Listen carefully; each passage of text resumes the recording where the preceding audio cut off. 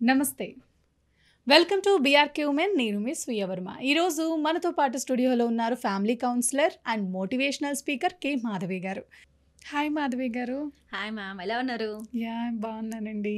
మీ smile చాలా బాగుంది మాధవి గారు. మీ స్మైల్ కంటేనా? కాదు మాధవి గారు, ఒకప్పుడైతే ఆడవాళ్ళకి సేఫ్టీ లేదు అనేవారు మగవాళ్ళ నుంచి. ఇప్పుడైతే మగవాళ్ళకి సేఫ్టీ లేదు ఆడవాళ్ళ నుంచి అని తీరుకొచ్చేసారు ఆడవాళ్ళు. అసలు ఇలా ఎందుకు జరుగుతుంది? దీని మీద అసలు మీరు ఏం మాట్లాడాలనుకుంటున్నారు? అద్భుతమైన క్వశ్చన్ యాక్చువల్గా. ఒకప్పుడు అనేవాళ్ళు మగవాళ్ళు బాధపడలేక ఆడవాళ్ళు ఒక మూమెంట్ తీసుకొచ్చారు. అప్పుడు సినిమాలో సాంగ్ కూడా ఉండేది, నిద్ర లేచింది మహిళా లోకం అంటూ. అవును. అంటే ఆ సాంగ్ మీనింగ్ ఏంటంటే, అరే నీలో ఉన్న కళని, నీలో ఉన్న స్కిల్స్ని డెవలప్ చేసుకో, ఎప్పుడు కూడా నీలో ఉన్న జ్ఞానాన్ని పెంచు అన్నది ఆ పాట మీనింగ్ యాక్చువల్. అలాంటప్పుడు ఉమెన్ని బయటకి ఎంపవర్మెంట్ అంటాం మనం దాన్ని. కానీ ఇప్పుడు ఎలా జరిగిపోయిందంటే, ఒక రిలేషన్షిప్స్ అంటే ఎక్స్ట్రా ఒక అంటే అంటాం కదా, సూపర్ స్పెషాలిటీగా, అంటే ఒక అందమైన జీవితాన్ని కోసం ఉన్న జీవితాన్ని పాడు చేసుకుంటూ అందమైన జీవితం అంటే లేని దాని గురించి ఊహించుకొని వాళ్ళ జీవితాన్ని నాశనం చేసుకుంటున్నారు.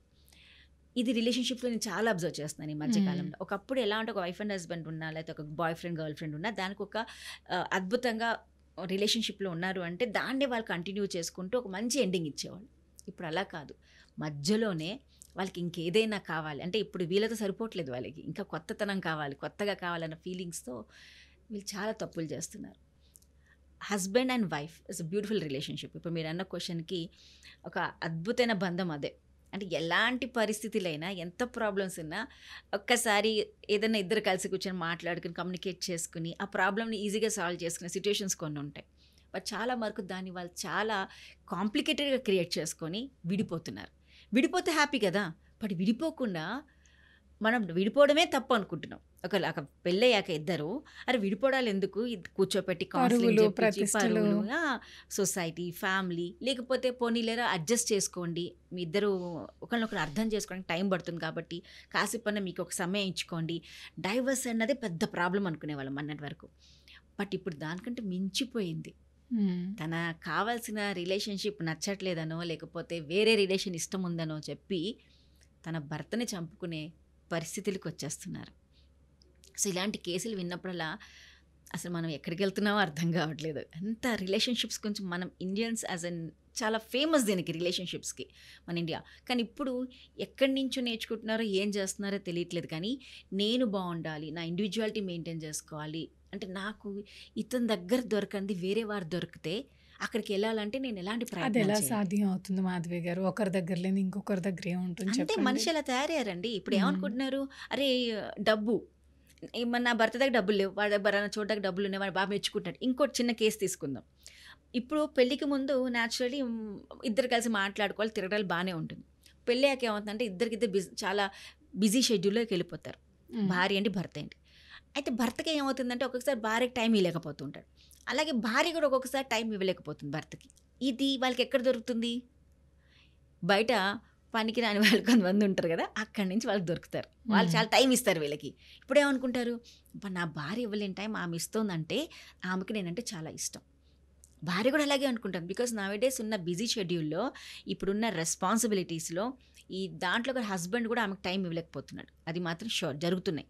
అలాంటప్పుడు ఏమవుతుంది, అమ్మాయికి ఒక కేర్ కావాలి అంటే తను మెచ్చుకునేవాళ్ళు, ప్రేమించేవాళ్ళు. ఇప్పుడు భర్త దగ్గర రానిది పరాయి వాడి దగ్గర దొరికింది అనుకోండి, ఏమవుతుంది? ఇప్పుడు న్యాచురలీ ఒకరోజు 2 రోజులు ఏదో అనుకుంటారు, మూడో రోజు నుంచి అట్రాక్షన్ స్టార్ట్ అవుతుంది.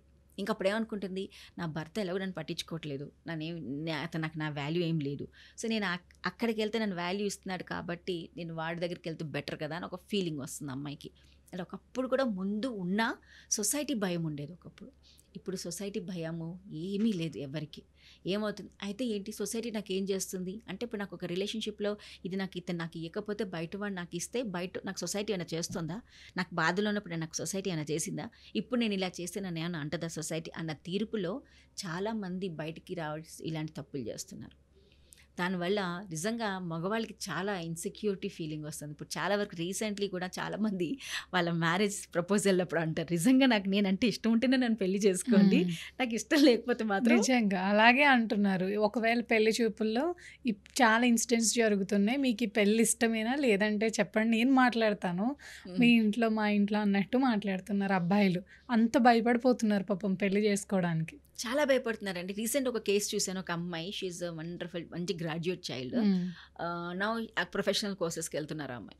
షీ గాట్ అంటే ఒక అబ్బాయి అంటే చాలా ఇష్టపడింది, కానీ వాళ్ళ పేరెంట్స్ ఒప్పుకోరు. న్యాచురల్లీ ఇంటర్కాస్ట్ మ్యారేజెస్ అంటే అంటే ఆమె ఏం చెప్తుంది ఈజీగా, ఏముంది ma'am, I get married to మా పేరెంట్స్ చెప్పిన అబ్బాయిని పెళ్లి చేసుకుంటా, కొన్ని రోజులు ఉంటా, డైవర్స్ ఇచ్చేస్తా, నా వాటితో మళ్ళీ పెళ్లి చేసేసుకుంటాం. ఎలాగో డైవర్స్ అయితే ఎవరు చేసుకోరు కదా ఇంకా. సో ఎంత ఈజీ గోయింగ్ అయిపోయిందంటే సొసైటీ.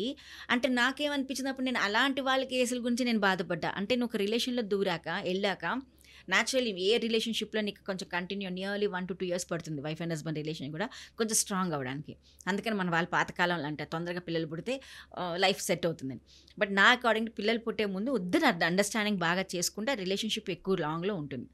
అయ్యాక వాళ్ళు ఈజీగా అంటే చంపడానికి వెళ్తలేదు, చాలు మేడం నాకు అబ్బాయి ఇష్టం లేడు, ఎలాగో మా పేరెంట్స్ ఇచ్చిన ఉంటావు 3-4 months ఉంటాను, ఎలాగో అతను నా మీద విసుకే వస్తుంది, ఎందుకంటే నేను అతను అంత కేర్గా చూసుకోను, అతను డైవర్స్ ఇచ్చేసుకుంటా, I get married to the person, నాకైతే ఎవరినైతే నేను ప్రేమించానో వాడిని పెళ్లి చేసేసుకుంటా. అంటే అంత ఈజీ రిలేషన్షిప్స్ని పిల్లలు ఇప్పుడున్న జనరేషన్ తీసుకుంటుంది. అంటే they are not at all taking any relationship సీరియస్గా. ఒకటే అంటారు, మమ్మల్ని పట్టించుకునే వాళ్ళ గురించి మేము ఎందుకు పట్టించుకోవాలి.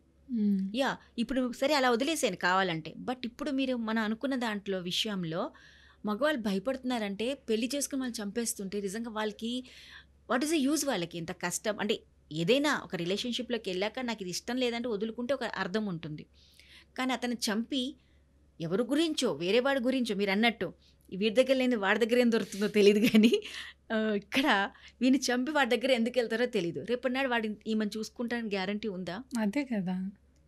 అతను ఏమంటాడండి, నీ మొగుడికే నువ్వు కాందానివి, నాకు ఎలా అవుతావు అంటే ఇప్పుడు ఆమె ఏమవుతుంది, ఈడిపోయాడు ఆడిపోయాడు, ఎండ్ ఆఫ్ ద డే జైల్లో కూర్చుంటుంది వెళ్ళి. So these are the cases life loss అయిపోతుంది కదా మాధవి గారు. లైఫ్ మొత్తం లాస్ అయిపోతుంది. మోర్ ఎవర్ అసలు ఆమె ఏదైతే దేనికైతే చేసుకుందో దాని పర్పస్ కూడా పోయినట్టు, విలువ ఉండదు. మెయిన్ ఎప్పుడైనా సరే అబ్బాయి విషయంలో అమ్మాయికి విలువ ఉండాలి. ఆ విలువ ఒకే చోట దొరుకుతుంది, 10 చోట్ల దొరకదు. అది అమ్మాయిలకి ఎందుకు అర్థం కావట్లేదు. ఇప్పుడు అమ్మాయిలు విలువ గురించి వదిలేసుకున్నారండి. Happiness, enjoyment, entertainment, caring, love. Naturally తనకి ఎక్కడైతే ఎవరైనా సరే ఎంత బాగా చూసుకుంటున్నాడా, ఇప్పుడు ఏజ్ అవసరం లేదు, నన్ను బాగా చూసుకుంటున్నాడు, నాకు కావాల్సిందంతా నాకు ఇస్తున్నాడు, నన్ను ప్రేమగా చూసుకుంటాడు, చాలు. అది అట్రాక్షనే. బికాస్ ఒక పెళ్ళయ్యాక నీకున్న ఆ రెస్పాన్సిబిలిటీ, లవ్ బయట ఎక్కడ దొరకదు. మీ ఇద్దరిలోనే టైం పడుతుంది.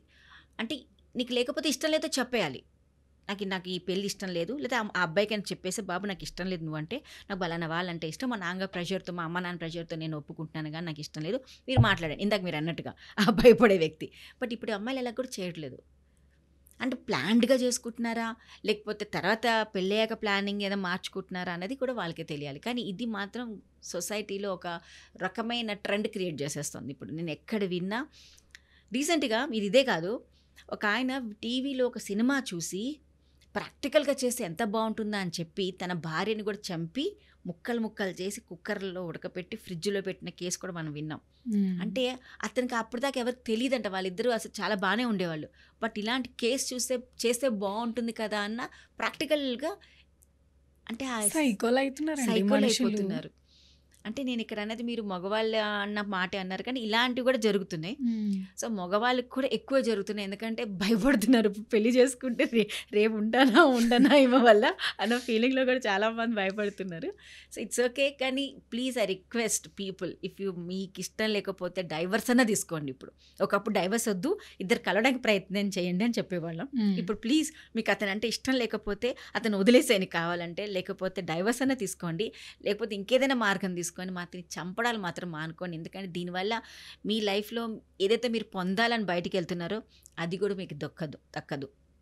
మీరు అన్నట్టు పరువు పోతుంది, అలాగే లైఫ్ పాడైపోతుంది. సో ఇలాంటివి ఆపాలి అని అంటే మెయిన్ థింగ్ ప్లీజ్ మీ అనుకున్న విధానం అంటే మీరు చెప్పడానికి ప్రయత్నించండి. మీకు ఎందుకు ప్రాబ్లమ్ ఏంటి అది. మీ ప్రాబ్లమ్‌ని మీరు ఫోకస్‌గా మాట్లాడకపోతే ఇలాంటి కేసెస్ జరుగుతూనే ఉంటాయి. సో, ఇలాంటివి జరగటం ఆపాలి అంటే మెయిన్ థింగ్ ఎవరైతే ఇలాంటి పెళ్ళిళ్ళు చేసుకుంటున్నారో ముందే క్లారిటీ తీసుకోండి. నిజంగానే మీరన్నట్టుగా అమ్మా, తల్లి నేనంటే నీకు ఇష్టమా లేదా? ఇష్టం లేకపోతే మాత్రం ఇక్కడితో ఆపేయి. లేకపోతే ఏదైనా చెయ్యి. అంతేగాని కానీ కొన్నిసార్లు మనం ఇలాంటి కేసెస్ ఆఫ్టర్ మ్యారేజ్ కూడా హస్బెండ్ దగ్గర నుంచి కూడా ఇష్టం లేకపోతే కూడా ఇలాంటివి జరుగుతున్నాయి. So, please proper communication, clarity communication ఇద్దరిని ఒకళ్ళనొకళ్ళు బాగా అర్థం చేసుకొని ఈమెకైనా ప్రాబ్లమ్ ఉంటే కొంచెం టైం ఇచ్చి ఆ ప్రాబ్లమ్ సాల్వ్ లాంటి చేస్తే ఇలాంటి కేసెస్ తగ్గడానికి చాలా ఛాన్సెస్ ఉన్నాయి మనకి. థ్యాంక్ యూ మాధవి గారు. Thank you.